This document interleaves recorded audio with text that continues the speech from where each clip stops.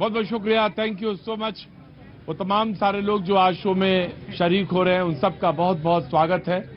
जो आज बातचीत का सिलसिला जो यहाँ पे शुरू करेंगे, उन तमाम सारे लोगों को जो पहली बार शो में शरीक हो रहे हैं, उनका स्वागत है।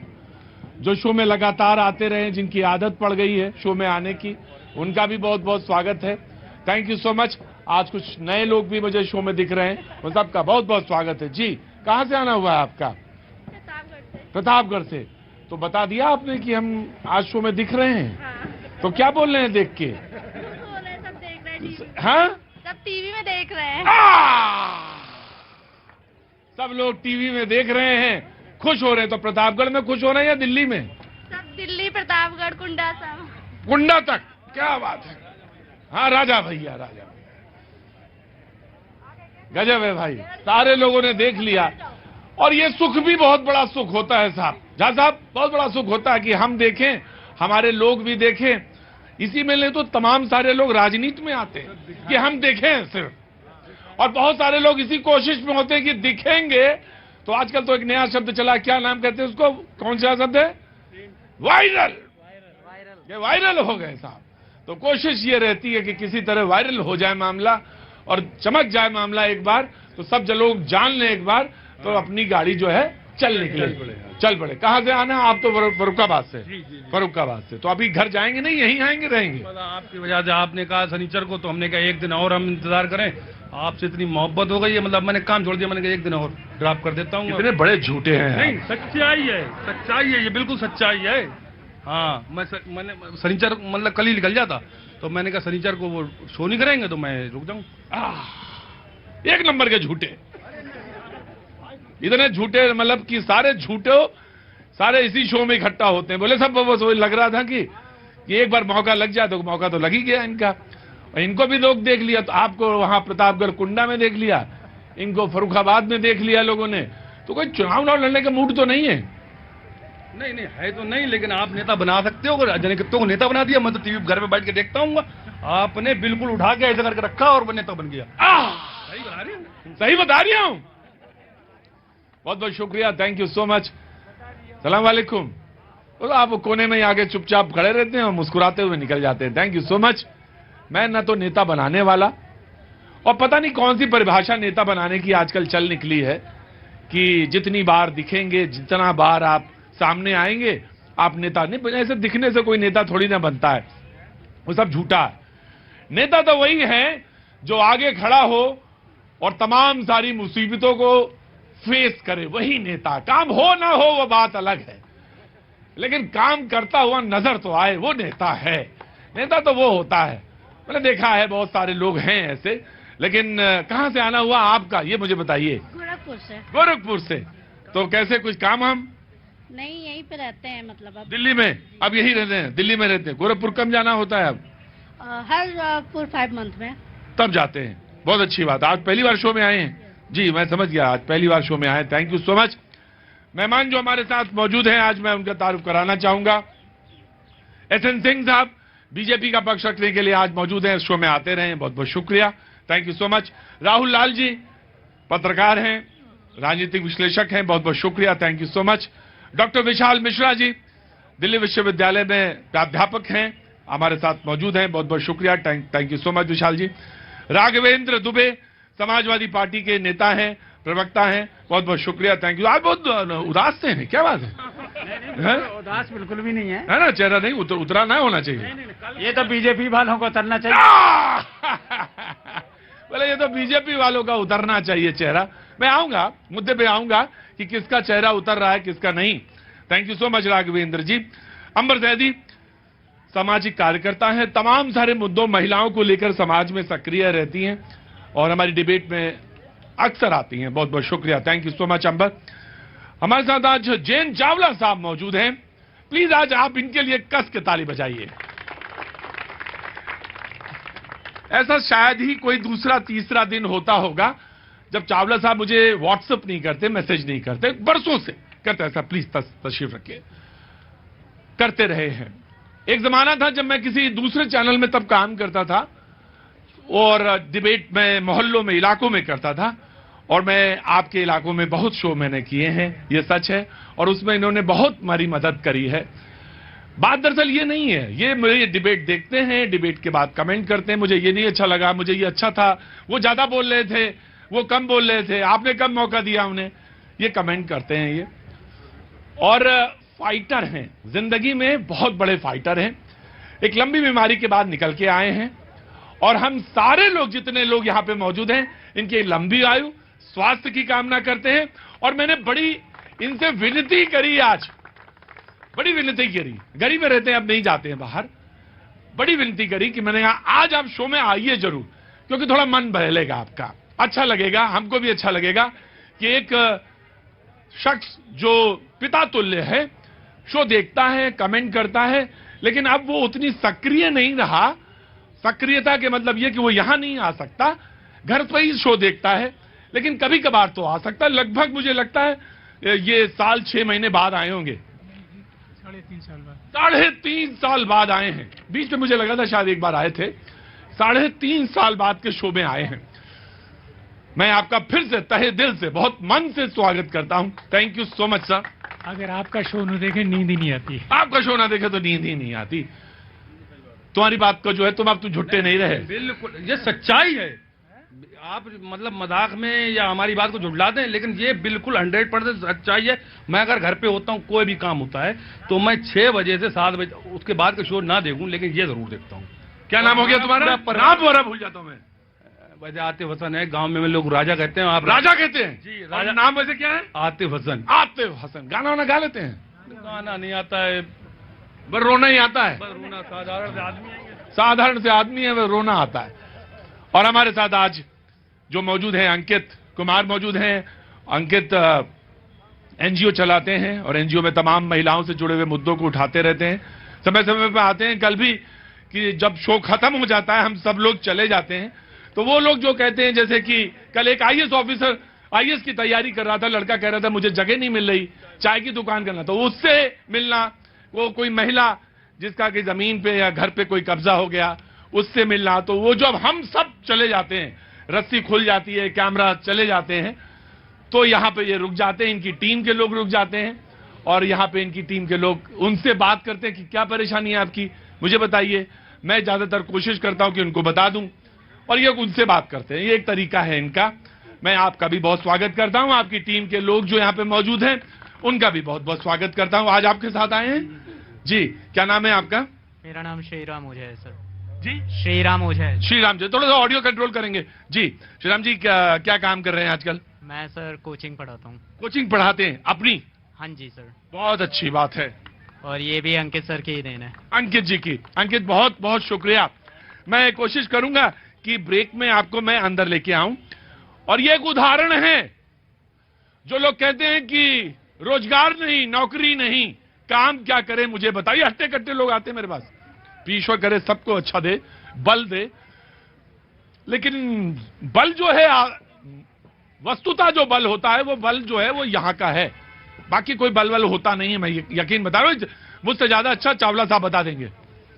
मन से जो है ना, जो दिमाग है ना, उसकी ताकत जो होती है वो सबसे सशक्त होती है। मैं आपका अभिनंदन करता हूं, स्वागत करता हूं।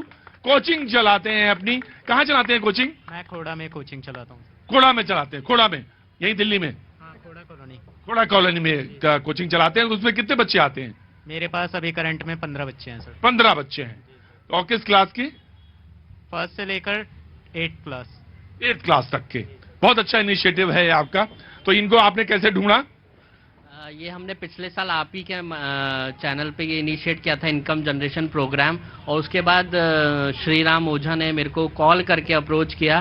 तो मैंने बोला बिल्कुल, मैं आपके पास खुद आता हूँ, स्वयं आता हूँ, आपके बारे में जानता हूँ, सबसे पहले उनके पोटेंशियल के बारे में जानता हूँ। तो उन्होंने ये बोला कि मेरे अंदर कंप्यूटर सिखाने और चलाने की स्किल है।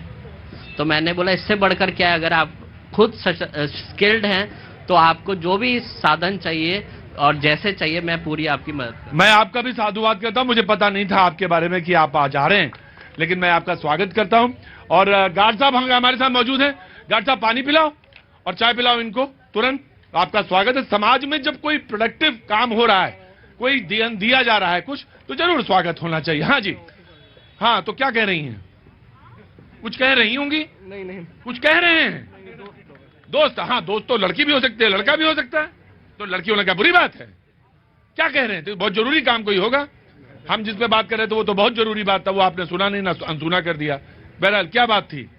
कोई बात नहीं सर। कोई बात नहीं। कहाँ से आना हुआ? दिल्ली से सर। दिल्ली में? दिल्ली का पीछे कहाँ रहते हैं? कहाँ रहते? मंडोली चुंगी। मंडोली चुंगी क्या हुआ? शाहदरे के पास पड़ता है। शाहदरे के पास पड़ता। रहने वाले वहीं के हैं मूलतः? नहीं बिहार के रहने वो तो मुझे मालूम था, तुम इतनी देर तो घुमा रहे थे हमको ना। मैं भी सोच रहा था कितनी देर घुमाएंगे, देखे कितनी देर घुमाओगे। देखा, मैं भी देख रहा था कि तुम कितनी देर घुमाओगे मुझे। बिहार यूपी में है, जो मैं अक्सर कहता हूं कपारे पे लिखा रहता है कि बिहार। कपार जानते हैं किसे कहते हैं? सर माथा। Thank you so much. Congress से हमारे साथ आज दीपक झा साहब मौजूद हैं, बहुत बहुत शुक्रिया।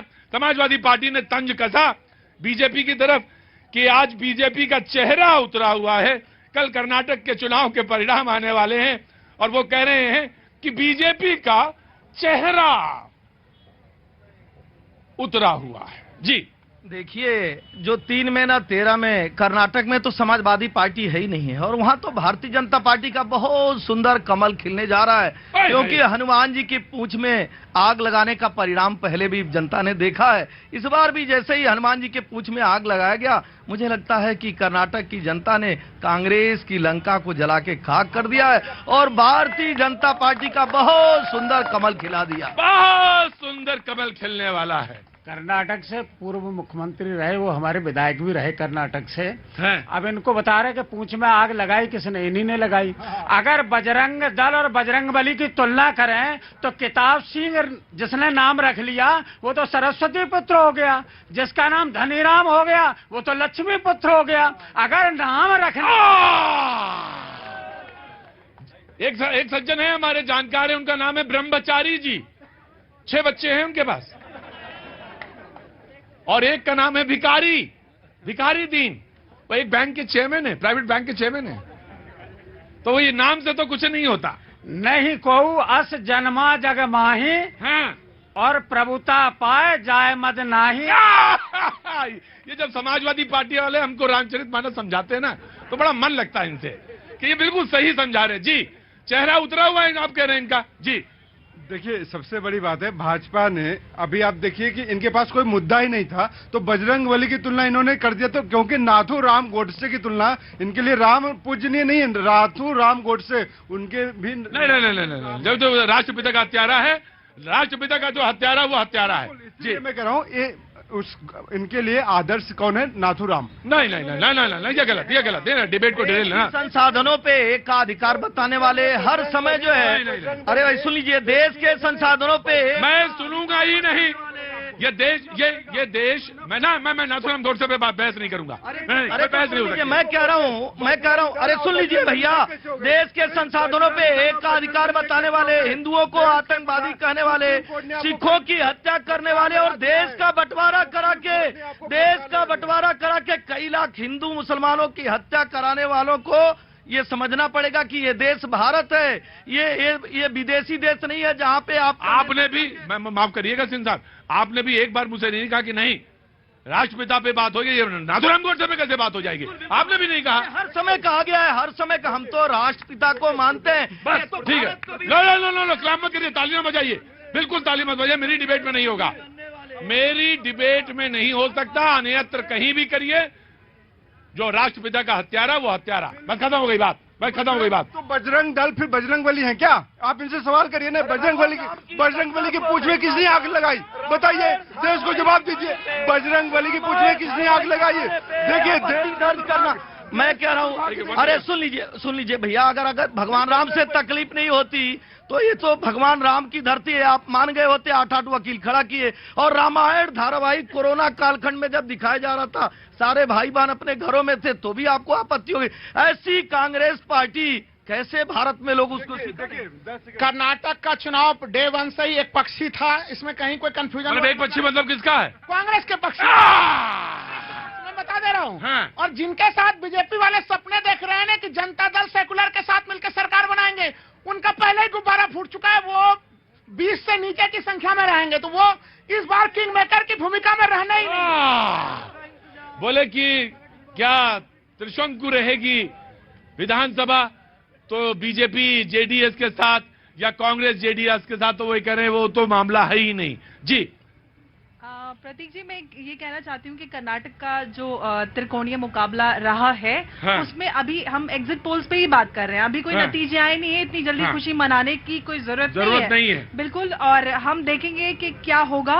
और जेडीएस की जैसे बात हो रही है, तो मुझे लग रहा है इस त्रिकोणीय मुकाबले में जेडीएस एक अहम भूमिका निभाने वाली है। और किंग मेकर रहेंगे, जी बिल्कुल, किंग मेकर हो सकते हैं। मैसूरी का एरिया छोड़ देते हैं, बाकी कहीं जेडीएस है ही नहीं। तो तमाम जगह पे 75% जगह जो मुकाबले हो रहे हैं, वो मुकाबले सीधे सीधे भारतीय जनता पार्टी बनाम कांग्रेस का सीधा मुकाबला हुआ है। भारतीय जनता पार्टी, ठीक है, मैं आ रहा हूं, एनालिसिस करता हूं, मैं आता हूं, बराबर से आता हूं।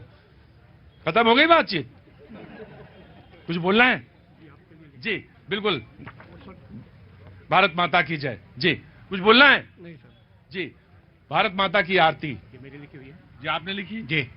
रविंद्र बंसल अबोहर जी जी, बहुत बहुत सुंदर भारत माता का चित्र बना के लाए हैं आप। आपका बहुत साधुवाद, बहुत बहुत बहुत बहुत शुभकामनाएं आपको, बहुत मंगल कामनाएं। जी जय हो, जय हो। कुछ बोलना भी चाहते हैं? हाँ, अगर कहेंगे तो भारत माता की आरती की एक पैरा बोल दूंगा। एक पैरा? मैं आता हूँ। जी, इसको लीजिए, सजा के रखिए। जी, इधर कोई बोल रहा था कि हाँ जी, कहाँ से आए? मैं आया हूँ, बरेली से आया हूँ। बरेली से? अरे तो आप तो ऐसे करें जैसे पैदल चल के आए बरेली से। पसीना कितना आ रहा है? आपसे ज्यादा आ रही है मेरे, लेकिन फिर आप आ रही है ना बोलो तो ऐसा थोड़ी ना, गाड़ी से आए हैं आराम से। ऐसा करें बरेली से आ रहे हैं, अरे पैदल थोड़ी ना आए, गाड़ी वाली से आए हैं। जी, किसके साथ आए? आज मेरा बॉस का जन्मदिन है, मैं आज कुछ लाइनें कविता की किसका जन्मदिन है? मेरे बॉस का।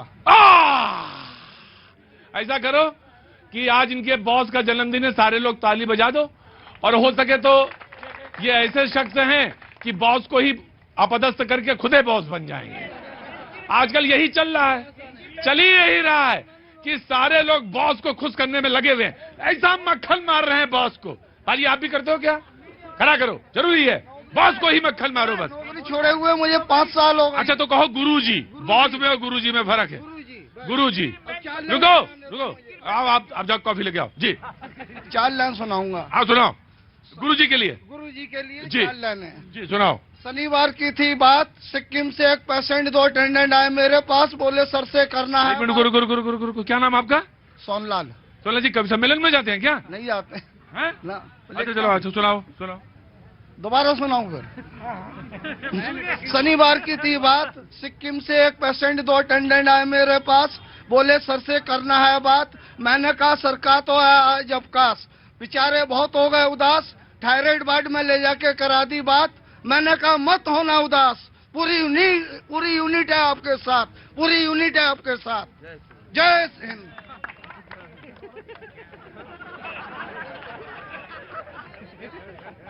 मतलब ये किसने सलाह दी कि कविता लिखनी है? मैं उसको जानना चाहता हूँ जिसने तुमको ये सलाह दी कि कविता लिखनी जरूरी है। मैं आ रहा हूँ। जी, और कविता है मेरे बजरंग दल पे, मैंने काफी लिखी हुई है। बजरंग दल पे? अच्छा, मैं सुनने वाला तो एक भी कविता नहीं हूँ आपसे, लेकिन मैं ये जानना चाहता हूँ कौन उस्ताद कौन है आपका? मेरा कोई उस्ताद नहीं है, ऊपर वाला उस्ताद है। हैं? मजदूर आदमी हूँ, मजे से दूर हूँ, मैं यही लिखता ही रहता हूँ, दिमाग में चलता। अरे तो मिल रहा मुझे, कविता कैसे लिखी जाए बताएंगे थोड़ा बहुत? या ऐसे नहीं, जो मन में आया वो लिखना शुरू कर दिया। जी नमस्ते, कहाँ से आना हुआ? यहीं से हूँ, दिल्ली से। दिल्ली से हैं। क्या काम करती हैं आप? एडवोकेट। ओए होए, बाप रे बाप, वकील और पत्रकार और ये सब लोग बहुत अच्छे। जय जय जय जय। कहाँ से आ रहे हैं? दिल्ली से। कहाँ मंदिर में दर्शन कराए? कहाँ उनसे मंदिर में दर्शन कराए? कालका जी में। अच्छा, बहुत दूर से आ रहे हैं। कुछ कहना है आपको? आप जो पूछें वो कह दूंगी। अच्छा, जो मैं पूछूं? आप अपना दिमाग लगाइए वकील साहब, जो आपको मन में आए वो बोलिए। मैं आ रहा हूँ विशाल जी, आ रहा हूँ, डॉक्टर साहब आ रहा हूँ, मैं आप ही के पास आ रहा हूँ। वकील से सुन के बस आप ही की तरफ मुखातिब होता हूँ। जी, मैं कुछ नहीं पूछूंगा, देश आपके सामने है। अगर आपको नजर आता है तो बोलिए, और अगर आपको देश नजर नहीं आता, मैं तो जानता हूं कि 2 लोग ऐसे होते हैं जो सबसे जबरदस्त बोल सकते हैं, एक तो वकील और दूसरा डॉक्टर। वकील के पास देश दुनिया की सारी खबरें आती हैं, और क्योंकि ऐसा पेशे में है, और अगर कोई वकील कहीं जो आप कहेंगे बोल देंगे तो इसके मतलब वो अभी पक्का नहीं है, पहले पक्का हो फिर आऊंगा मैं। जी, कहां से आना हुआ आपका? रोहिणी से। रोहिणी से बहुत बहुत स्वागत है आपका। मेरे को बहुत अच्छा लगा आपका प्रोग्राम। मैं वैसे मंदिरों में दर्शन करने आती हूँ, तो इसीलिए वैसे तो मैं मंदिरों में दर्शन करने आती हूँ, लेकिन भैया जी का भी मंदिर में दर्शन करने आ गए। क्या बात है। बहुत बंदरों को मैंने अभी लाल टमाटर तो बंदरों को खिलाया था, यहाँ भी खिला दीजिए। पता नहीं है ना, मैं यही सब कविता होती है, समझ रहे हो ना। लिखी है ना, हाँ लिखी मेरे ऊपर भी कविता। गार्ड साहब पानी पिलाओ, उधर पसीना ज्यादा जी। खिला दूंगी। अरे बंदरों को खिलाइए, हम मुझे क्या खिलाएंगे। मैं खिला दूंगी। आप अच्छा सुनाइए, कुछ कहना चाहती हैं कि नहीं। मेरे को पता लगा, मेरे को आपका प्रोग्राम बहुत अच्छा लगा। बहुत अच्छा, थैंक यू सो मच जी। समझ रहे हैं ना जी। मैं आया, विशाल साहब खड़े हुई है जी। बंदरों को खिलाती हैं और मंदिरों में जाती हैं, तो मंदिरों के साथ वो यहाँ आ गई और बंदरों को खिलाती हैं रोज जी। देखिए, यही तो हमारे सांस्कृतिक प्रतीक हैं। बिल्कुल है, इसमें दो राय नहीं। और जो देश, जो समाज अपनी संस्कृति को भूल जाता है, अपने सांस्कृतिक महत्ता को भूल जाता है, प्रतीक को भूल जाता है, चिन्ह को भूल जाता है, वो कहीं ना कहीं अटक जाता है, पिछड़ जाता है। मैं मानता हूं। अभी चर्चा हो रही है कर्नाटक चुनाव की। मान्यवर, मैं अपने कांग्रेस के प्रवक्ता से पूछना चाहता हूं कि मित्र, प्रभु श्री राम जी को काल्पनिक किसने बताया था? मुझे बताइए ना। आप घोषणा पत्र में क्या कहते हैं? अभी आप बात कर रहे हैं, आप किसकी तुलना किससे कर रहे हैं? आप बजरंग दल की तुलना पीएफ भाई से कर रहे हैं। सुनिएगा, अरे जब केदारनाथ यात्रा की में जाने वालों को सुरक्षा कोई नहीं दे पाया, तो बजरंग दल के लोग आगे आकर खड़े हुए। अब 1 लाख यूनिट ब्लड देकर वर्ल्ड रिकॉर्ड बनाया। 90 लाख गोवंशियों की सुरक्षा की। इस पूरे कोरोना काल में लोगों को क्या क्या सुविधाएं प्रदान किया। आप क्या बात करते हैं? ये तुष्टीकरण की इस हद तक जाएगी आप। ये तुष्टीकरण और 4%। अरे मुझे ये बताइए कि क्या केवल एक समुदाय, एक वर्ग पूरा का पूरा आरक्षण का पात्र हो जाता है?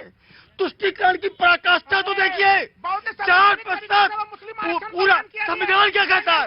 संविधान क्या कहता है? संविधान कहता है धर्म के आधार पर संविधान आरक्षण की बात नहीं करता। पढ़िए अनुच्छेद 16, पढ़िए, धर्म नहीं आएगा। और आप ये तुष्टीकरण की राजनीति देखिए कि केवल एक वर्ग, और एक वर्ग में कुछ लोगों को नहीं, पूरे के पूरे समुदाय को भैया ये गौवंश की बात कर रहे हैं। अरे कहाँ गौवंश की बात हो रही है? कुछ गौवंश की बात नहीं हो रही, और आरक्षण की बात हो रही थी। कहाँ से आना हुआ साहब? बिहार से। बिहार में कहाँ से? वकील साहब जाइएगा नहीं, मैं आ रहा हूँ। गया से बहुत अच्छी जगह है। मोक्ष वहीं से मिलता है? मिलता है कि नहीं मिलता है? मैं मोक्ष तो नहीं कह सकते हैं, तारा जाता है, तर जाता है आदमी, है ना? नहीं, ऐसा नहीं है, मोक्ष मिलता है वहाँ। मोक्ष मिलता है, उसके लिए ही लोग वहाँ आते हैं बोध गया में। अच्छा, तो कुछ आप कहना चाहते हैं? नहीं, बस जो आपने पूछा बस वही। उतना ही। क्या काम करते हैं? मैं बिजनेसमैन हूँ। बिजनेसमैन? इतना ठीक वाला काम ही करते ना, इतना सोच के बोल रहे हैं। कोई गलत काम तो नहीं करते ना? मतलब जरा सोचने के बाद भी करो। वकील साहब, मैंने यही बात बोली ना, मैं आपके पास आ रहा हूँ, कुछ सोचिए, मैं बात करूंगा आपसे। वक्त छोड़ दे ब्रेक का।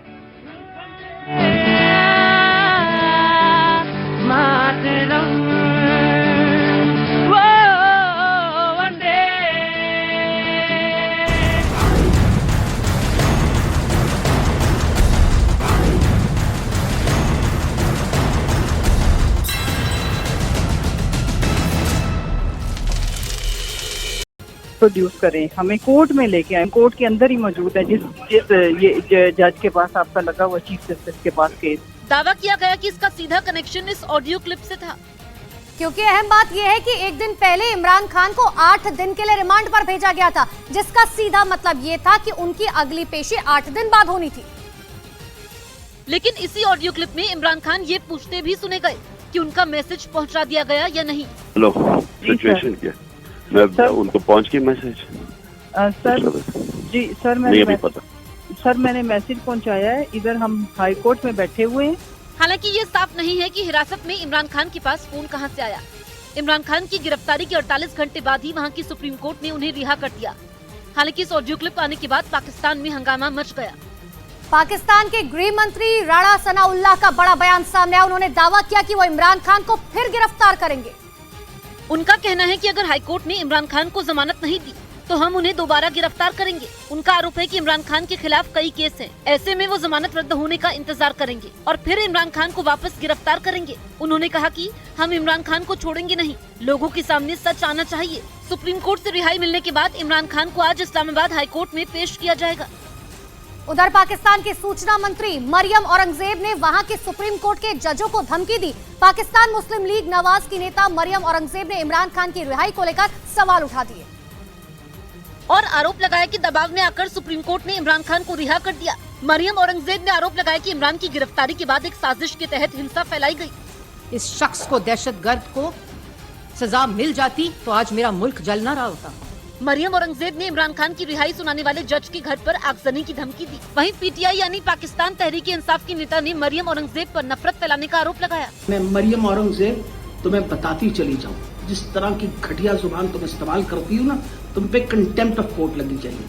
वहीं मरियम नवाज ने ट्वीट कर इमरान खान की रिहाई का आदेश देने वाले जज को पीटीआई में शामिल होने की सलाह दी।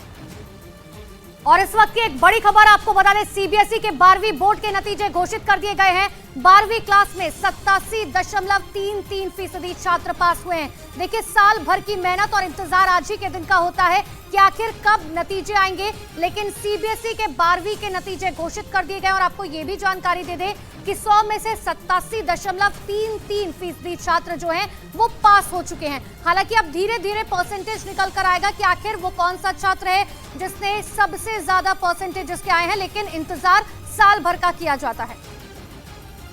और देखिए, पाकिस्तान की राजधानी इस्लामाबाद में जारी हिंसा के खिलाफ पुलिस ने बड़ा एक्शन लिया और अब तक 298 लोगों को हिरासत में लिया। इसके साथ ही पुलिस ने सरकारी संपत्ति को नुकसान पहुंचाने और आगजनी करने के आरोप में 16 केस भी दर्ज कर लिए। इस्लामाबाद पुलिस ने प्रदर्शनकारियों से कानूनी कार्रवाई में दखल न देने की अपील की और कहा कि कानून व्यवस्था बनाए रखने के लिए पुलिस समझौता नहीं करेगी और हिंसा भड़काने वालों के खिलाफ सख्त से सख्त कार्रवाई करेगी।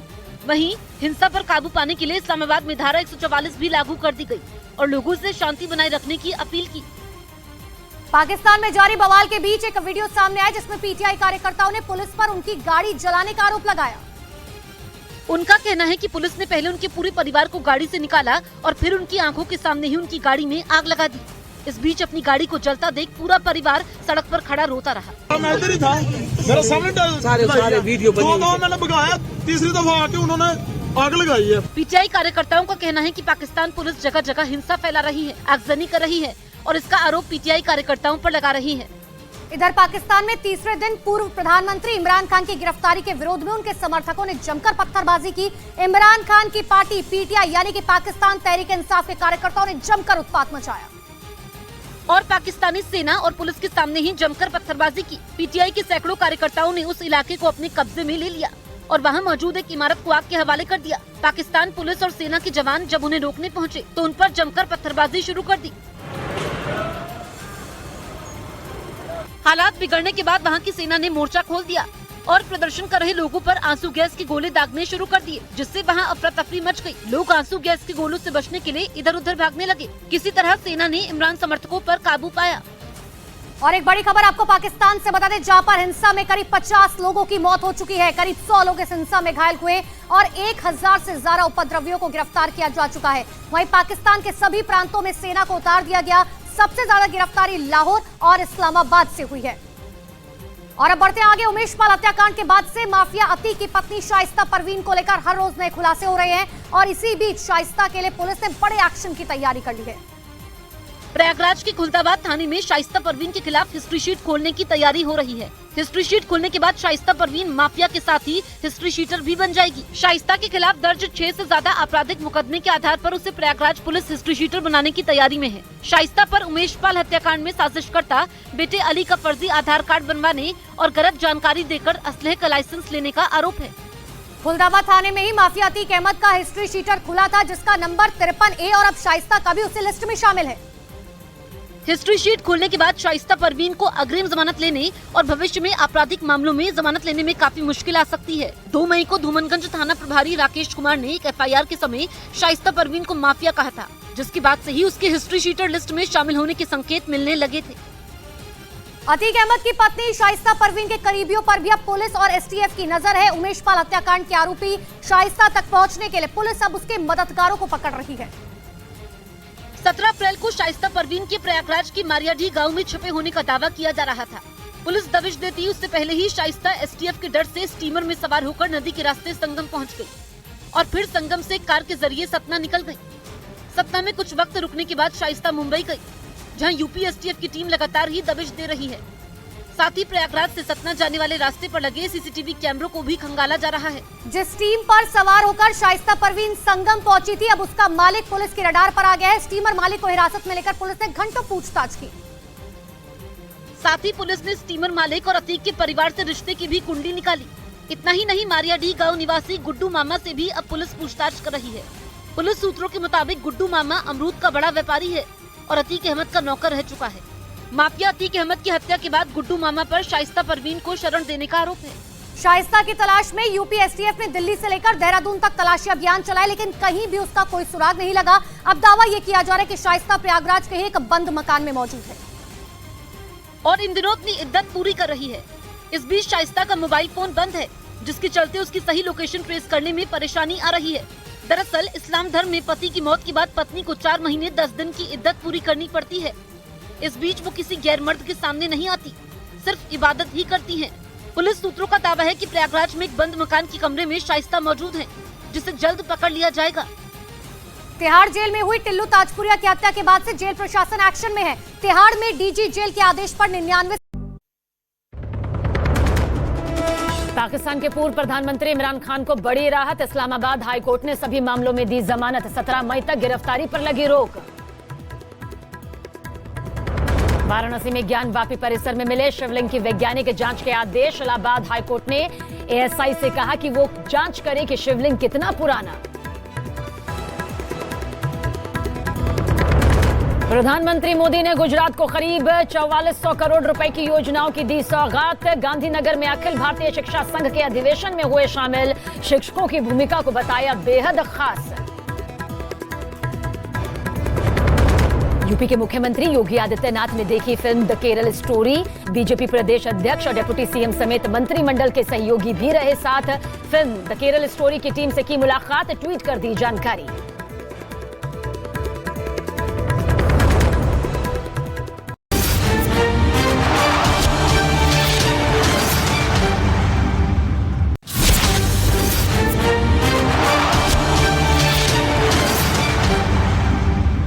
ने अपने समर्थकों से इस्लामाबाद में इकट्ठा होने की अपील की है। पीटीआई ने ट्वीट कर कहा कि इमरान खान के समर्थन में पाकिस्तान की आवाम सुबह 10 बजे इस्लामाबाद के श्रीनगर हाईवे पहुंचे। ट्वीट में मिली जानकारी के मुताबिक हाईकोर्ट में पेशी के बाद इमरान खान अपने समर्थकों को भी संबोधित करेंगे।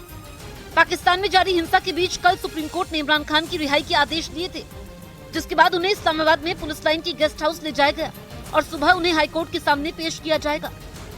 उधर इमरान खान की पार्टी पीटीआई यानी कि पाकिस्तान तहरीक इंसाफ के नेता शिरीन माजरी को गिरफ्तार कर लिया गया। जानकारी के मुताबिक पुलिस उनके घर छापेमारी के लिए पहुंची थी, जिसके बाद उन्हें गिरफ्तार कर लिया गया और गिरफ्तारी का एक वीडियो भी सामने आया, जिसमें पुलिस उन्हें कार में बिठाकर ले जाती दिखाई दी। पाकिस्तान की मीडिया के मुताबिक पुलिस शिरीन माजरी के घर छापेमारी के लिए पहुंची थी, जहां कई घंटों तक छापेमारी की कार्रवाई को अंजाम देने के बाद पुलिस ने उन्हें गिरफ्तार कर लिया। शिरीन माजरी पीटीआई की पहली नेता नहीं है जिन पर इमरान खान की गिरफ्तारी के बाद शिकंजा कसा हो। उनके अलावा पीटीआई के नेता शाह महमूद कुरैशी, फवाद चौधरी और पूर्व मंत्री अली अफजल समेत कई नेताओं की गिरफ्तारी हुई है। उधर पाकिस्तान में पूर्व प्रधानमंत्री इमरान खान की गिरफ्तारी के बाद बिगड़े हालातों पर अमेरिका ने मानवाधिकारों और मीडिया की आजादी पर चिंता जताई और कहा कि लगातार पाकिस्तान पर उनकी नजर है। न्यूज एजेंसी एएनआई के मुताबिक अमेरिका के विदेश मंत्रालय के प्रवक्ता वेदांत पटेल ने पाकिस्तान के हालातों पर चिंता जाहिर करते हुए वहां पर मानवाधिकारों और प्रेस की आजादी का मुद्दा उठाया और कहा कि अमेरिका पाकिस्तान में लोकतांत्रिक सिद्धांतों और कानूनों को बनाए रखना चाहता है। अल कादिर ट्रस्ट मामले में इमरान खान की गिरफ्तारी के बाद पाकिस्तान में हिंसा भड़क उठी और पूरे देश में इंटरनेट सेवा बंद कर दी गई। इस पर भी उन्होंने ऐतराज जताया और कहा कि अमेरिका मानवाधिकारों के सम्मान का हिमायती है। तो एक तरफ पाकिस्तान के सुप्रीम कोर्ट ने इमरान खान की गिरफ्तारी को अवैध बताकर उनकी रिहाई के आदेश दे दिए, दूसरी तरफ इमरान खान के करीबियों के खिलाफ एक्शन शुरू हो गया और पूर्व मंत्री अली अफजल को गिरफ्तार कर लिया गया। उनकी गिरफ्तारी ठीक उस समय की गई जब सुप्रीम कोर्ट ने इमरान खान की रिहाई का आदेश जारी किया। इसकी जानकारी इमरान खान की पार्टी पीटीआई की तरफ से ट्वीट कर दी गई। जिसमें लिखा गया कि पूर्व प्रांतीय मंत्री चौधरी अली अफजल शाही को जिला बार एसोसिएशन के बार रूम से गिरफ्तार किया गया। उन्हें इमरान खान का बेहद खास और करीबी माना जाता है। इसके साथ ही पार्टी ने ट्वीट के जरिए लोगों से शांति बनाए रखने और इमरान खान के समर्थन में शांतिपूर्ण प्रदर्शन जारी रखने की भी अपील की। इधर इमरान खान की रिहाई के आदेश के बीच पीटीआई नेता यास्मीन राशिद को गिरफ्तार करने का दावा किया गया, जबकि इससे पहले पीटीआई नेता का वीडियो संदेश तेजी से वायरल हो गया, जिसमें वो पाकिस्तान के पूर्व प्रधानमंत्री इमरान खान के समर्थकों को इस्लामाबाद आने की अपील करती दिखी। आप सबसे इल्तिजा है कि कल आप इस्लामाबाद 10 बजे पहुंचे। जिसके बाद पुलिस एक्शन में आ गई, क्योंकि पाकिस्तान के पूर्व पीएम और पीटीआई चीफ इमरान खान की गिरफ्तारी के बाद से पाकिस्तान में बवाल मचा हुआ है। और इसी बीच पीटीआई नेता का भीड़ को उकसाने वाला वीडियो सामने आते ही दावा किया गया कि पाकिस्तानी रेंजर्स की तरफ से कार्रवाई करते हुए यास्मीन राशिद को गिरफ्तार कर लिया गया। आज इस्लामाबाद हाईकोर्ट में इमरान खान की पेशी होगी, लेकिन इससे पहले उनके वकील और एक पाकिस्तानी पत्रकार का ऑडियो सामने आया, जिसमें इमरान खान के वकील सुप्रीम कोर्ट के फैसले से पहले ही कह रहे हैं कि मामला इस्लामाबाद कोर्ट में भेजा जाएगा। Protective bail till tomorrow. वो ऑब्जेक्ट करेगा चीफ जस्टिस पर, चीफ जस्टिस से ऑब्जेक्शन करेगा, चीफ जस्टिस खुद ही नहीं छोड़ेगा। वो मार्क कर देगा क्यानी मोशन क्यानी बेल कर दे। और गल कर ये ऑडियो इमरान खान की सुप्रीम कोर्ट में पेशी से पहले का बताया गया। हालांकि न्यूज 18 इंडिया इस ऑडियो की पुष्टि नहीं करता। उधर पाकिस्तान के पूर्व प्रधानमंत्री की एक ऑडियो क्लिप वायरल हो रही है। ये क्लिप इमरान खान और उनकी पार्टी के नेता मुसरत जमशेद चीमा के बीच की बताई गई और दावा किया गया कि जब इमरान खान हिरासत में थे तब फोन के जरिए पाकिस्तान के चीफ जस्टिस को इमरान खान की तरफ से कोई ऑफर दिया गया था, जिसके बाद इमरान खान के पक्ष में फैसला सुनाया गया। हालांकि न्यूज 18 इस ऑडियो की पुष्टि नहीं करता, लेकिन दावा किया गया कि पाकिस्तान की कोर्ट में हुई सुनवाई का सीधा कनेक्शन इस ऑडियो क्लिप से था। असल में एक रोज पहले पाकिस्तान के सुप्रीम कोर्ट में इमरान खान की पार्टी की याचिका पर सुनवाई शुरू हुई थी। जज ने 1 घंटे के अंदर इमरान खान को कोर्ट में पेश करने का आदेश जारी कर दिया था। और सबसे हैरानी की बात यह है कि वायरल हुई ऑडियो क्लिप में पीटीआई की नेता मुसरत जमशेद चीमा यही कहती सुनी गई। उन्होंने साफ कहा कि वो कोर्ट में इमरान खान को पेश करवाने के लिए कहेंगी। ये क्या कर रही है जो चीफ जस्टिस है? तो मैं उनके बिल्कुल सामने खड़ी हूँ कि भैया आप उनको कहें कि कोर्ट में प्रोड्यूस करें, हमें कोर्ट में लेके आए। कोर्ट के अंदर ही मौजूद है जिस जज के पास आपका लगा हुआ चीफ जस्टिस के पास केस। दावा किया गया कि इसका सीधा कनेक्शन इस ऑडियो क्लिप से था, क्योंकि अहम बात यह है कि 1 दिन पहले इमरान खान को 8 दिन के लिए रिमांड पर भेजा गया था, जिसका सीधा मतलब ये था कि उनकी अगली पेशी 8 दिन बाद होनी थी। लेकिन इसी ऑडियो क्लिप में इमरान खान ये पूछते भी सुने गए कि उनका मैसेज पहुंचा दिया गया या नहीं। हेलो, सिचुएशन क्या? मैं उनको पहुंच गई मैसेज? सर जी सर मैंने मैसेज पहुंचाया है। इधर हम हाई कोर्ट में बैठे हुए हैं। हालांकि ये साफ नहीं है कि हिरासत में इमरान खान के पास फोन कहां से आया। इमरान खान की गिरफ्तारी के 48 घंटे बाद ही वहां की सुप्रीम कोर्ट ने उन्हें रिहा कर दिया। हालांकि इस ऑडियो क्लिप आने के बाद पाकिस्तान में हंगामा मच गया। पाकिस्तान के गृह मंत्री राणा सनाउल्लाह का बड़ा बयान सामने आया। उन्होंने दावा किया कि वो इमरान खान को फिर गिरफ्तार करेंगे। उनका कहना है कि अगर हाईकोर्ट ने इमरान खान को जमानत नहीं दी तो हम उन्हें दोबारा गिरफ्तार करेंगे। उनका आरोप है कि इमरान खान के खिलाफ कई केस हैं। ऐसे में वो जमानत रद्द होने का इंतजार करेंगे और फिर इमरान खान को वापस गिरफ्तार करेंगे। उन्होंने कहा कि हम इमरान खान को छोड़ेंगे नहीं, लोगों के सामने सच आना चाहिए। सुप्रीम कोर्ट से रिहाई मिलने के बाद इमरान खान को आज इस्लामाबाद हाईकोर्ट में पेश किया जाएगा। उधर पाकिस्तान के सूचना मंत्री मरियम औरंगजेब ने वहां के सुप्रीम कोर्ट के जजों को धमकी दी। पाकिस्तान मुस्लिम लीग नवाज की नेता मरियम औरंगजेब ने इमरान खान की रिहाई को लेकर सवाल उठा दिए और आरोप लगाया कि दबाव में आकर सुप्रीम कोर्ट ने इमरान खान को रिहा कर दिया। मरियम औरंगजेब ने आरोप लगाया कि इमरान की गिरफ्तारी के बाद एक साजिश के तहत हिंसा फैलाई गई। इस शख्स को दहशतगर्द को सजा मिल जाती तो आज मेरा मुल्क जल न रहा होता। मरियम औरंगजेब ने इमरान खान की रिहाई सुनाने वाले जज के घर पर आगजनी की धमकी दी। वहीं पीटीआई यानी पाकिस्तान तहरीक इंसाफ की नेता ने मरियम औरंगजेब पर नफरत फैलाने का आरोप लगाया। मैं मरियम औरंगजेब तुम्हें बताती चली जाऊँ, जिस तरह की घटिया जुबान तुम इस्तेमाल करती हो ना, तुम पे कंटेम्प्ट ऑफ कोर्ट लगनी चाहिए। वहीं मरियम नवाज ने ट्वीट कर इमरान खान की रिहाई का आदेश देने वाले जज को पीटीआई में शामिल होने की सलाह दी। और इस वक्त की एक बड़ी खबर आपको बता दें, सीबीएसई के 12वीं बोर्ड के नतीजे घोषित कर दिए गए हैं। 12वीं क्लास में 87.33% छात्र पास हुए हैं। देखिए, साल भर की मेहनत और इंतजार आज ही के दिन का होता है। कि आखिर कब नतीजे आएंगे, लेकिन सीबीएसई के 12वीं के नतीजे घोषित कर दिए गए और आपको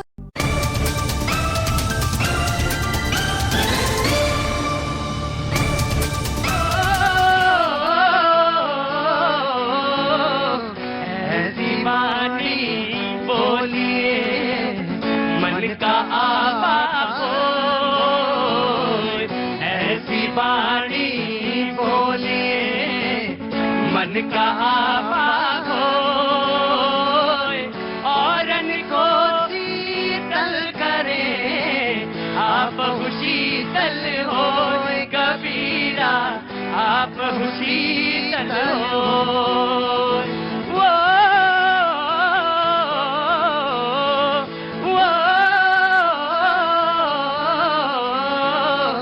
बड़ा हुआ तो क्या हुआ, जैसे पेड़ खजूर, बड़ा हुआ तो क्या हुआ, जैसे पेड़ खजूर।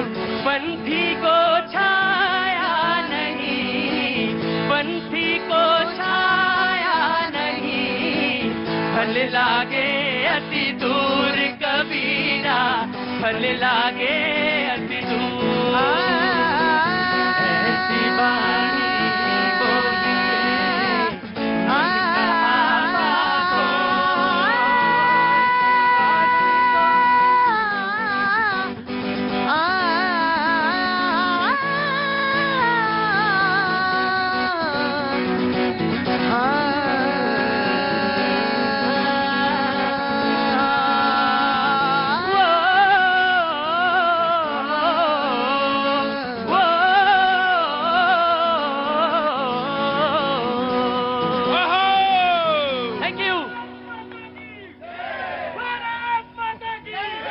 बहुत बहुत शुक्रिया, बहुत बहुत शुक्रिया। Thank you so much.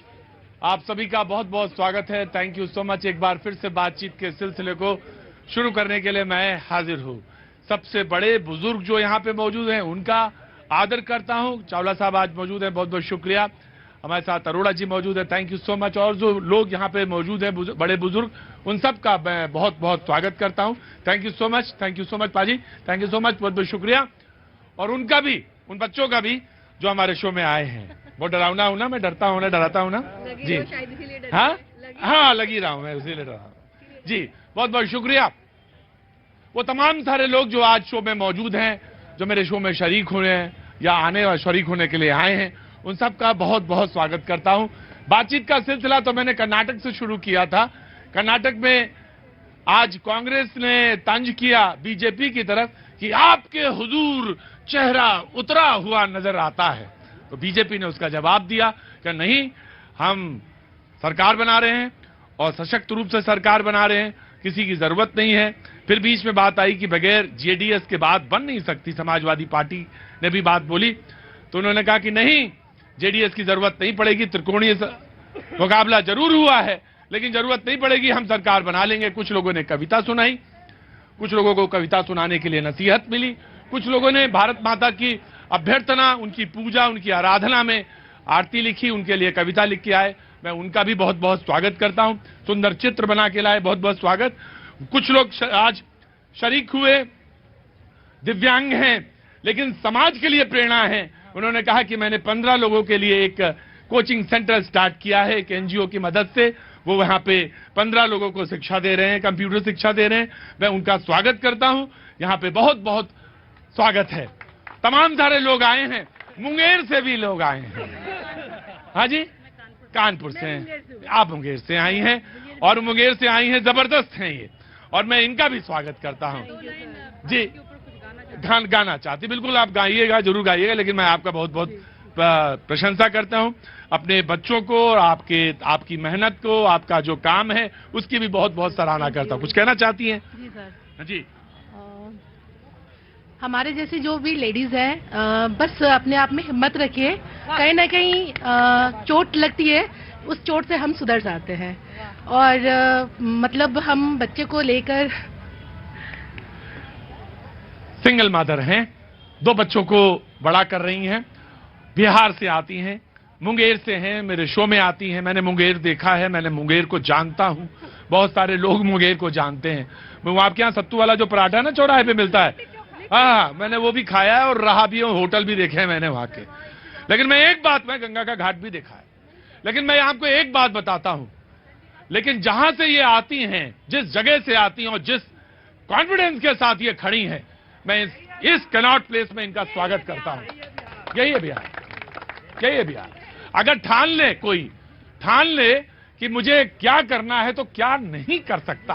वो जो लोग हमारे शो में आके अक्सर बोलते हैं कि काम नहीं है, धंधा नहीं है, क्या करें, आइए इनके पास, आइए इनके पैरों में बैठिए और इनसे सीखिए कि क्या करना है, कैसे करना है। मैं आपका बहुत स्वागत करता हूं। Thank you so much. आज की बातचीत का सिलसिला तो मैं कई जगह से जोड़ सकता हूं, कई जगह से, लेकिन रोज भी बातचीत करता हूं, लेकिन मैं समाजवादी पार्टी को खड़ा करता हूं, मैं वहीं से बातचीत। आज गाना नहीं सुनूंगा, वो चली गई। आज गाना नहीं सुनूंगा आंटी का, फिर किसी दिन सुनूंगा। जी। सोई जाने जही देव जनाई और जानत तुम्हें हो जाई। ये इसलिए कहा कि अगर भगवान को जान लेते तो बजरंग बली को घसीटते नहीं राजनीति में। पहले राम जी को, आप बजरंग बली जी इसलिए झांसे में नहीं आएंगे कि उन्होंने अपने देख लिया कि हमारे स्वामी जी की खूब दुर्दशा करी उन्होंने चुनाव में, राम जी को घसीट के लाए। राम जी राजनीति के लिए नहीं बने हैं, राम जी बने आराधना के लिए। राम भक्तों पर गोली चलवाने वाले आज ये राम जी की बात करते हैं, इसे कहते हैं अच्छे दिन। और दूसरी बात मैं कहना चाहता हूं, जो बजरंग दल पर कांग्रेस पार्टी ने सवाल किया है कि हम इसे बैन करेंगे, वो बजरंग दल पर नहीं था। कांग्रेस पार्टी पहले भी कह चुकी है कि हम मुसलमानों की पार्टी है, हिंदू नहीं। राहुल गांधी जी ने कहा है, राहुल गांधी जी ने कहा है कि हम मुसलमानों की पार्टी है। किसी ने नहीं कहा, ये किसी ने नहीं कहा, ये नहीं कहा। वो बात है कि रिसोर्सेस पे सबसे पहला अधिकार माइनॉरिटीज का। पढ़ो वहां पे आ रहा। जी जी जी जी। सबसे बड़ी बात है, नरेंद्र मोदी जी और भाजपा के लोग और मेरे मित्र यहाँ पे बैठ के कह रहे हैं कि राम का अपमान काल्पनिक। अरे भाई, राम जी का ताला खुलवाने का पहला काम कांग्रेस पार्टी ने और आदरणीय श्री राजीव गांधी जी ने किया था। आप थोड़ा पढ़ लिख के आया करिए और बच्चों को भी ये पढ़ाइए। झूठ ना पढ़ाएं, देश का भविष्य गर्त में डूबेगा अगर ये पढ़ाएंगे तो। अरे तो इनसे पूछिए, ये कोर्ट में कौन कह रहा था कि भैया अभी रुक जाइए, सुनवाई न करिए। इनसे पूछिए ना, इनसे पूछिए कि क्यों प्रभु श्री राम को टेंट के नीचे रखा हुआ है। आया। हाँ एक मिनट। हाँ जी देखिए, पहले तो समाजवादी पार्टी के भाई का जवाब दे दूं। तुलसीदास जी ने लिखा है, शिवद्रोही मम दास कहावा, असो नर सपने हूँ मोहि न पावा।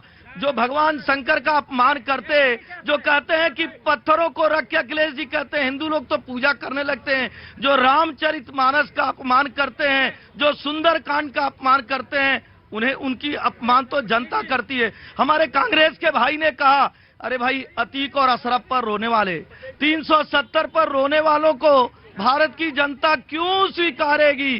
भारत की जनता तो उसको स्वीकारेगी। कहा गया है, एक ही साधे सब सधे, सब साधे सब जाए। भारतीय जनता पार्टी ने तो विकास को साधा और सब लोग सद गए। कल हनुमान जी का श्राप मिल रहा है। बताओ, हद हो गई। हनुमान जी का क्या मिल रहा? श्राप। अरे हनुमान जी किसी को श्राप नहीं देते भाई, कैसी बात राहुल जी करते हैं आप। राहुल जी, हनुमान जी वो चेतना है जो देते नहीं है श्राप। अगर सोच लें, सिर्फ सोच, फिर कहीं हजारों हिस्सा भी सोच में आ जाए तो अरे राहुल जी, आपकी बनाए नहीं बनता वो। जी, मैं 2 लाइन वो बहुत तटस्थ, देवता तटस्थ है, वो ना तो आप में है ना उनमें है। जी, 2 लाइनें जो बहुत पॉपुलर है, सब लोग भजन कीर्तन में जब हनुमान जी का करते हैं तब बोलते हैं, भूत पिशाच निकट न आवे, महावीर जब नाम सुहावे। तो जो महावीर का नाम ही नहीं सुहाते, जिनको महावीर का नाम ही नहीं सुहाता, जो बैन करने की बात करते हैं, तो उनके पास महावीर कैसे आ सकते हैं? उनको आशीर्वाद। आराम। जी, देखिए, पहले तो बीजेपी वालों को बता दें कि रामचरितमानस पढ़ो तो ठीक रहेगा। जो चौपाई पढ़ी समझते तो नहीं हो, रोज 4 में बीजेपी की बात नहीं है, मैं भारतीय हूँ। आप हर रोज 4 आप उसकी वो छत पर देते हैं। आप खुद क्यों नहीं समझते? आप अपनी पार्टी वालों को गजब है भाई। कह रहे 4 रोज पंक्ति सुनाते हो, समाजवादी पार्टी क्यों नहीं सुनाते हो जाके वहां पे? हैं? इन्होंने जो सुनाया उसको दोहरा देता हूँ। हाँ। चौपाई है शिवद्रोही ममदास कहावा, सो नर मोए सपने नहीं भावा। ये गलत चौपाई पड़ी। और फिर शिवद्रोही कहाँ से हो गए? जिन्होंने कर्नाटक में मठों से 31% कमीशन ले लिया हो, ऐसे लोग बजरंगबली की बात करते हैं। मतलब कह दिया हमने 10% डिस्काउंट कर दिया, ऐसे लोग बजरंगबली और राम का नाम लें तो ये बड़ा शर्म की बात। अरे वाराणसी को सभी लोग जानते हैं, जिसकी सरकार में बनारस में पूजा पाठ करने पे ही प्रतिबंध लगा दिया जाता है, रामचरितमानस को जलाया जाता है, और अखिलेश यादव जी जिसका समर्थन करते हैं वो यहाँ पे जी जी जी जी बोलो भैया, पहले तुमसे पूछ रहे थे, पहले मैं हाँ जी बोल रहा हूँ हाँ। कि ये भाई साहब अभी कर रहे थे कुछ देर पहले कि भगवान राम को घसीट के ला रहे हैं। अभी इनको पैदा किए हैं भगवान राम, और ये कह रहे हैं कि भगवान को घसीट के ला रहे हैं। ये भाई साहब ये भाई साहब भगवान राम को घसीट। एक मिनट आराम से। आपका भी नंबर आएगा, पहले आएगा। अरे नहीं, अगर आपत्ति है तो आपत्ति तो जब नंबर देंगे तो वही बात बोल रहे हैं, दोहराने से तो कुछ नहीं होगा। भाई साहब इधर आइए, आप उधर भाई साहब को बुलाइए, सामने वाले ये भाई साहब बोलो ना। आप कह रहे हैं कि भगवान राम को घसीट के ला रहे हैं, जो आप पैदा किया है आपको उसको घसीटना उसको बोल रहे हैं। शर्म नहीं आती है आपको? ये तो ये बीजेपी वाले करे, हम थोड़ी करे। और सुनिए राम भक्त हो क्या? हाँ भैया, राम भक्त हो तो निर्मल मन जन सोमय पावा, और मोए कपट छल छिद्र न भावा। काम क्रोध, आप क्रोध कर रहे हैं ना, काम क्रोध मद लोभ सब नाथ नरक के पंथ। रामचरितमानस का जो पाठ कर रहे थे समाजवादी पार्टी के प्रखर प्रवक्ता, समाजवादी पार्टी के प्रखर प्रवक्ता जो हैं, प्रखर प्रवक्ता जो अभी समाजवादी पार्टी के कर रहे थे व्याख्या रामचरितमानस की, कि छल छिद्र न भावा। राम को ना ये छल और छिद्र, ये जो छोटी तुच्छ मानसिकता वो पसंद नहीं है। लेकिन राम को एक चीज और आती, बोले राम सकोप तब भाई बिन हो न प्रीत। ये समझ रहे ना समाजवादी, वो ये कह रहे हैं उसको क्रोध आ सकता है। अगर आप किसी शब्द को आपके ऐतराज है तो वो बोल सकता है। जी जी बोलिए। इन्होंने जैसे कहा घसीट के, राम और हनुमान जी को कौन घसीट सकता है? ये शब्द गलत है। ये कहते भी राम को उनको राजनीति में लेके ये कह सकते थे, घसीटना शब्द गलत है, ये वापस ले और माफी मांगे। घसीटना जो कह हमारे प्रभु को कोई कैसे घसीट सकता है? तो उनको माफी मांगनी चाहिए, माफी मांगनी चाहिए, नहीं तो मैं ये कहूँगा कालने में है, कालने में है नहीं तो। अरे रुके, क्या नाम है आपका?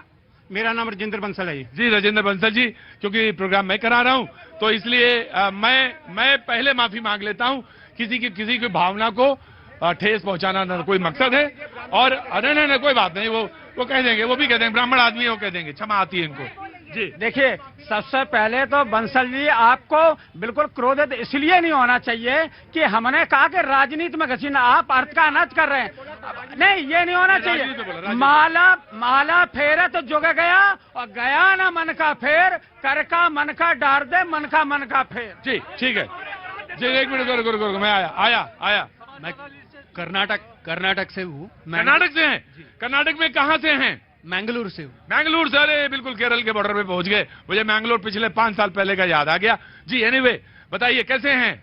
बहुत बढ़िया हूँ। क्या नाम है आपका? प्रकाश शेट्टी हूँ। प्रकाश शेट्टी साहब बताइए। हाँ मैंगलोर में होंगे आप, बिल्कुल मैंगलोर से हैं जी। अच्छा, मैं ये कहना चाहता था, क्या होने वाला है वहाँ पे अभी तो पता नहीं है, 50-50 कह सकते हैं। दोनों बोल रहे हैं कि हम जीतेंगे, बट जीतने वाले हैं जेडीएस। तो कुमारस्वामी तो अपना ड्रेस खरीद के रखे हैं। कुमारस्वामी ने अपनी ड्रेस खरीद के रख लिया है। तो जेडीएस वहाँ पे लगता है कि कितनी सीटें मिल जाएंगी उनको? जेडीएस को ज्यादा तो नहीं मिलेगा, बहुत कम मिलेगा। तो किंग मेकर की शेप उसमें रहेंगे? किंग मेकर तो जेडीएस ही मिलेंगे। जेडीएस रहेंगे जी। उधर से कोई नवयुवक उठा रहा था हाथ। हाँ जी, आ जाओ इधर बेटा, जल्दी आओ, आगे आओ। क्या नाम है बाबू? अनीश। कहाँ से रहने वाले हैं? मैं बिहार से हूँ। बिहार में कहाँ से? सहरसा जिला। सहरसा, क्या बात है, बड़ा खूबसूरत जगह है। जी बोलिए। सर राम के बारे में सर बात करनी चाहिए, पर राजनीति के पर्सपेक्टिव नहीं, एज इंस्पिरेशन के प्रति। क्या बात है, बहुत अच्छी बात है। क्या तैयारी कर रहे हो? कुछ तैयारी कर रहे हो? सर मैं तैयारी कर रहा हूँ। काहे की? यूपीएससी? सर उसी ब्यूरोक्रेट का। हाँ वही यूपीएससी। क्या लगे, राम से जो है प्रेरणा लेनी चाहिए।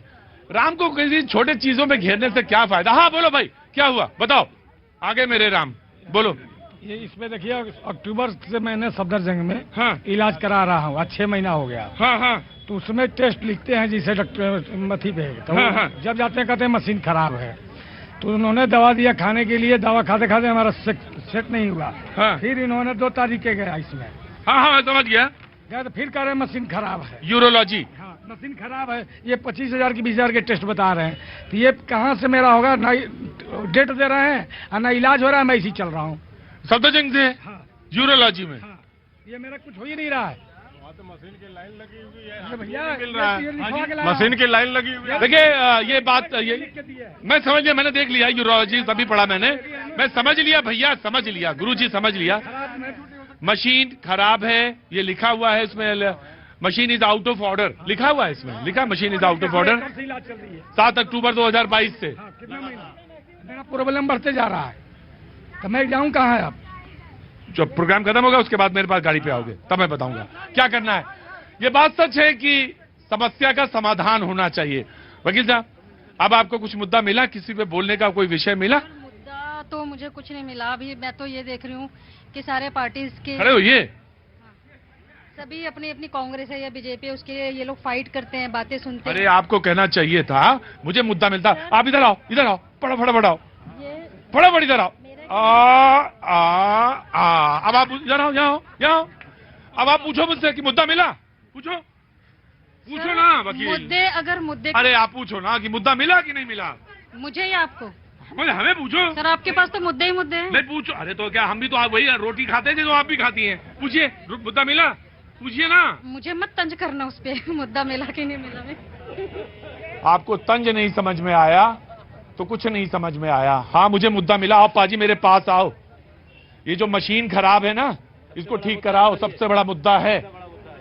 और राम और हनुमान जी पे मुद्दे पे बात करते रहेंगे। हम आपकी तरह अगर वकील होते तो तुरंत एक रिट फटाफट जाती कि मशीन कब से खराब है, कितने दिन से खराब है, क्यों खराब है, इसका जवाब दिया जाए, सफदरजंग वाले दें। और वो गरीब ऑटो वाला जिसके पास 25,000 रुपए नहीं है टेस्ट कराने के लिए, उसका इलाज कैसे हो, उसका टेस्ट कैसे हो। 22 अक्टूबर 2022 से इलाज करा रहा है, बराबर लिख दिया जाए machine is out of order, बस काम खत्म, machine is out of order. कहां जाए? मुझे मालूम है आपके ऊपर प्रेशर है, इतने लोग जा रहे हैं वहां पे, मुझे मालूम है, लेकिन बहस तो यही होना चाहिए, मुद्दा यही होना चाहिए, बात यही होना चाहिए। वकील जी काम भी बीमारी में ही कर रहा है सर, शायद उसके 2 बच्चे हो या 3 बच्चे हो, माँ हो बाप हो, वो उसी बीमारी में भी काम कर रहा है। अगर वो बीमारी में काम कर रहा है और मशीन खराब है तो हमारे जैसा हिंदुस्तान कहीं ना हो। बुरा मत मानिएगा, ना तो मैंने आपके ऊपर तंज किया, ना मेरा कोई मकसद है तंज करने का, क्योंकि मुझे कोई करना ही नहीं। तंज जिन पे करना है वो समझ गए जिन पे तंज किया मैंने। सवाल ये है कि ये शो में बहुत से लोग तमाशा देखने आते हैं, कुछ लोग अपनी बात कहने भी आते हैं। यकीनन जी मैं आ रहा हूं, मैं आपकी बात से सहमत हूं। प्रोग्राम के बाद बात करेंगे तो देखेंगे कैसे हल निकाला जाता है, क्या है टेस्ट बता करेंगे।